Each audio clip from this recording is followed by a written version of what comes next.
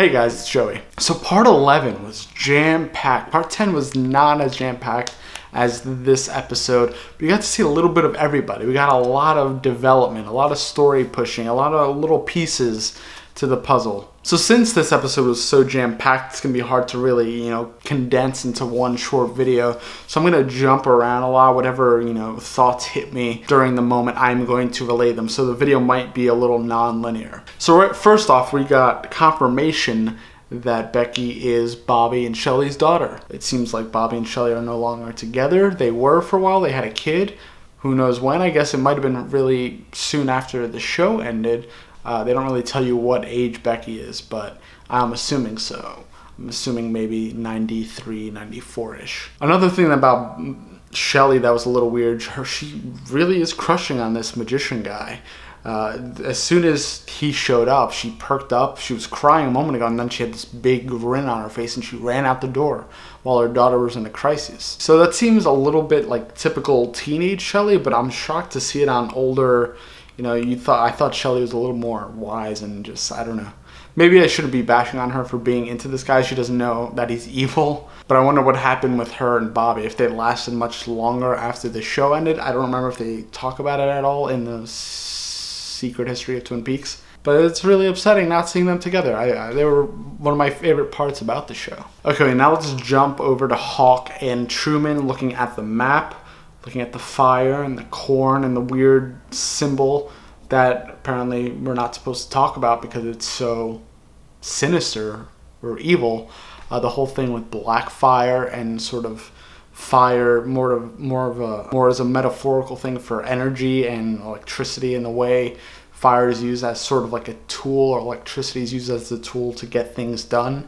I'm assuming that's sort of what Hawk meant by fire, is sort of similar to electricity. And then the corn, the sick corn, Garmonbozia, combined with that is black fire. The first thing I envisioned in my head was the Woodsmen, the black charred Woodsmen. They were in a black fire. But it could be a whole bunch of things. Disgusting, rotted corn. I don't remember exactly what Hawk said, what adjectives he used, but Garmonbozia, that's the first thing that came to my head. That's like actual Garmonbozia. So it's interesting that this map, he says this map is a living thing, and the stars sort of correlate with the date that was in the little tube Briggs left in the chair.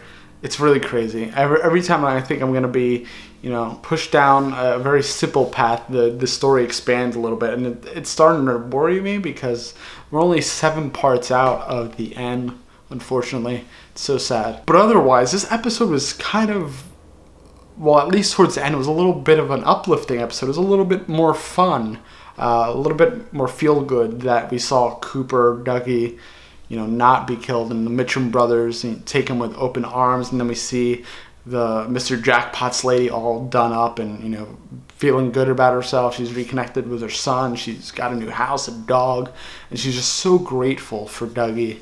So Cooper's doing so much good, even when he's like totally unaware and oblivious to the things around him. He's just a good spirit. I think that's what it is. He's just a genuinely good spirit, and it's sort of with the help of Mike in the lodge, which is crazy to think about, especially considering the original series.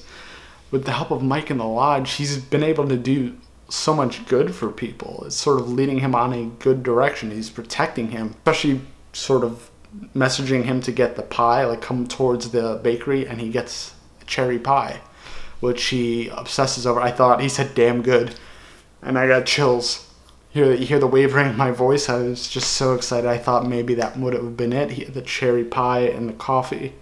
But maybe it's not as good as Double R cherry pie. And that probably would have, snapped him out of it. So I don't know when we're going to see Cooper actually snap out of it, if he does. We're getting very close, and there's things that are, sort of breaching through Dougie. Cooper. This is how I like to use it. I use Dougie as a shell and Cooper's inside. That's how I sort of see it. But the Mitchum brothers are now, feel indebted to Dougie, or not indebted, but they feel camaraderie with him. They know that he's not the enemy. So now when the other dude from the insurance company comes back, there's going to be issues. And the dude from the insurance company is now going to have to kill Dougie because the Mitchum brothers aren't going to do it because they got what they wanted. They're good. Twin Peaks is so very close to Dougie, to Cooper. It's so very close, and it's almost unnerving to watch it as a viewer because he's so close yet he's so far. He's in Vegas, but there's Twin Peaks just like seeping in all around him. And the guy playing the new Angelo Badalamenti composition on the piano was beautiful, and it sort of struck Dougie, and he sort of was entranced by it, as you do with Angelo's music.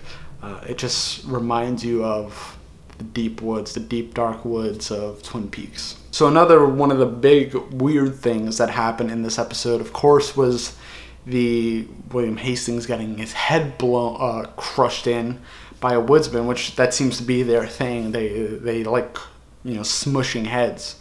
And this guy seemed to be a little bit of, I don't know, like a merc or something. He just went for him. He came out from behind the thing and crushed him.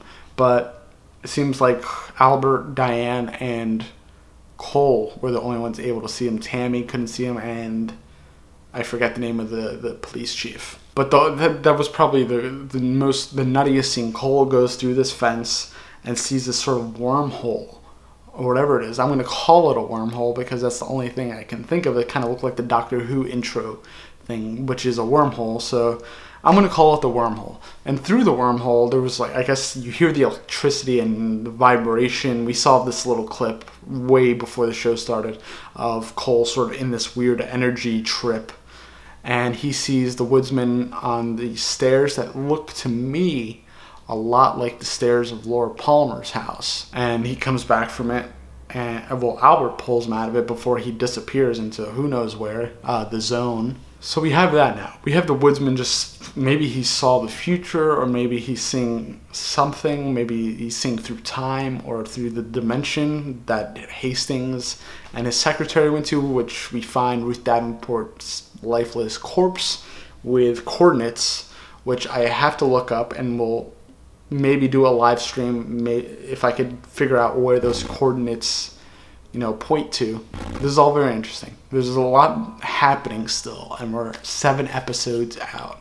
It's really insane. Also, what was with the puking kid in the lady's car that wouldn't stop honking? I didn't really quite get that. Sort of zombified. I mean, I don't know if that intersection has any significance in Twin Peaks. I know the other one does, where the boy was hit by Richard, has some significance, but I don't know if the intersection by the double R does. It's really strange. So that's it, guys. That's all I'm gonna touch on today.